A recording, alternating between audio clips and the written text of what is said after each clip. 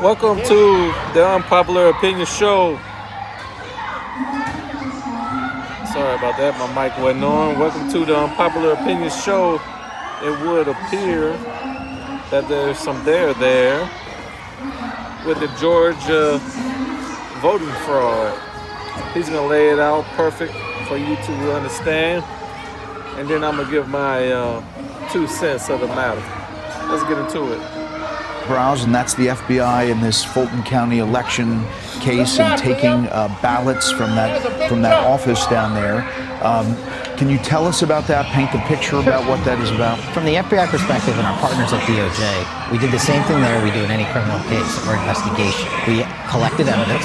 We presented that evidence to a federal magistrate judge who made a finding of probable cause and said, here's your search warrant. Here are the parameters of that search warrant. And what you saw play out last week was the execution of that search warrant, just like we would do anywhere else. The target of that search warrant was a warehouse down in Fulton County. Federal agents from the FBI went down there and followed the parameters of the search warrant and secured the evidence. And from there, we maintained the chain of custody and do what we always do, which is to follow the evidence. But the probable cause is that there was a crime in the election tabulation. The probable cause is still in the search warrant, which is under seal, so I'm not able to discuss it. He told us there was legal backing, and now it appears that's confirmed. The affidavit just dropped, and it shows the FBI had convinced a federal judge that there is, in fact, probable cause that federal election crimes may have committed it.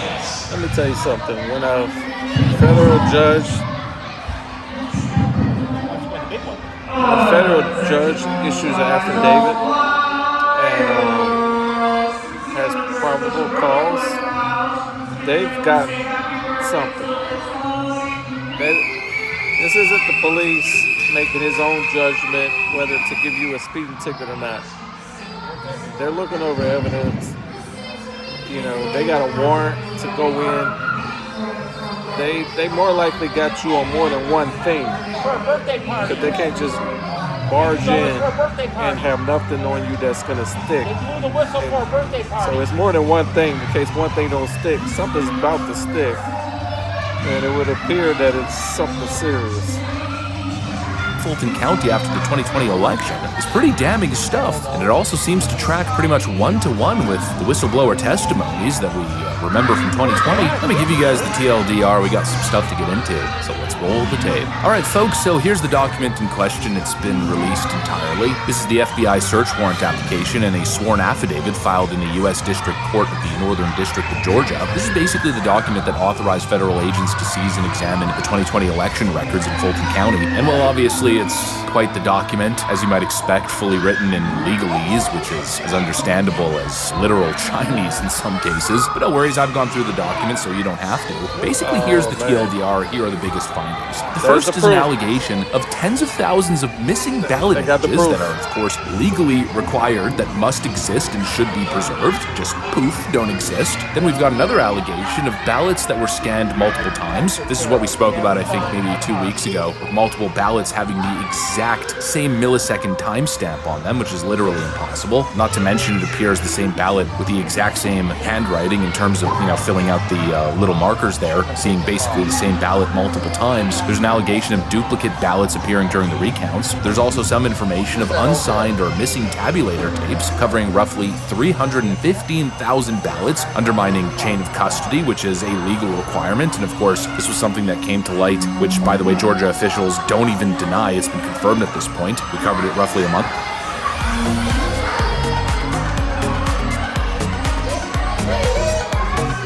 Let me just stop it right there for a second. Look, if one political party runs the judges, they run the prosecutors, they run the voting elections, they was getting voting machines from Venezuela that would have been known to be able to be manipulated. All the voting tallies that were mailed in looked like they were all done by computer instead of hand drawn in, and look somewhat different, but they all look the same. I mean, it's not far-fetched to believe that even in this United States, if people got together and were bold enough to rig an election, they could do it. I think the biggest crime is the naive Americans thinking that such a apparatus on a large scale can't be done. I think people are very naive out there. I've not seen the tapes myself, but we do not dispute that the tapes were not signed. It was a violation of the rules. There you go. Since 2020, again, we have new leadership and a new building and a new board and new standard operating procedures. Since then, the training has been enhanced. The poll watchers are trained specifically. They've got to sign the tapes in the morning, and they've got to sign the tapes when they're run at the end of the day. When the tapes come back to the hub for, with all the documentation, they are checked again. And if somebody forgot to sign a tape, then Fulton initiates an investigation. But we don't dispute the allegation. And we've got another one that feels kind of just like a flashback. Notice how pretty much everything here that's listed in this official legal document that a judge signed a search warrant for, again, lines up one-to-one with everything that we've covered previously since back in 2020. But there's also mention of pristine absentee ballots that appeared never folded or even mailed. This, of course, contradicts basic election procedures. If these are supposed mail-in ballots that were mailed to people's homes, you'd expect them to be folded, put in the proper envelope, as is required. The envelope is then sealed. Imagine that a mail-in ballot that doesn't have to be folded to get in that envelope. Like thousands or millions of mail-in votes that are just like a stack of papers. Wow, that's, I don't know. I gotta act more shocked, but I'm not shocked, to tell the truth. I'm not surprised, but I have to act surprised because some people, this is like shocking to them.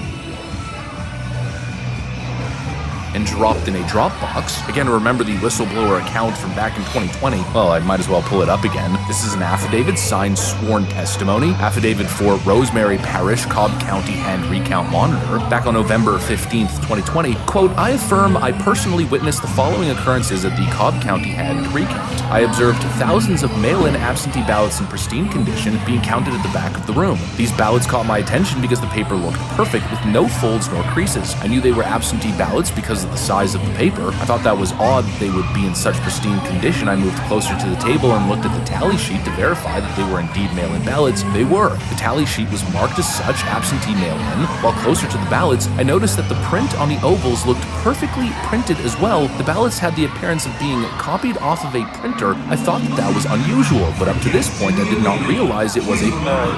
That's cheap. That's cheap.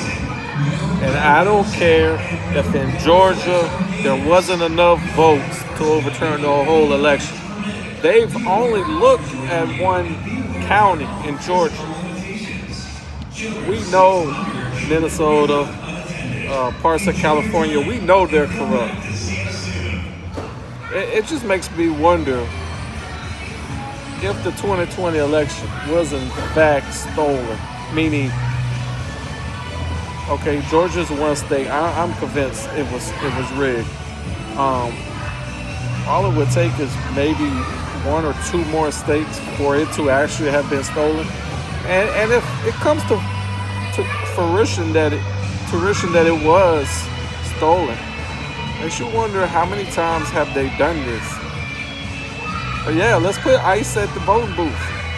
Doesn't Trump have the authority to do so? Because it seems like wherever there's fire, the Democrats are trying to not only keep the fire going, but they're trying to extinguish the extinguishers. You know what I mean? Whoever's there to put out the fire and make sure things are done safe. Democrats are like, oh no, let's let it burn down.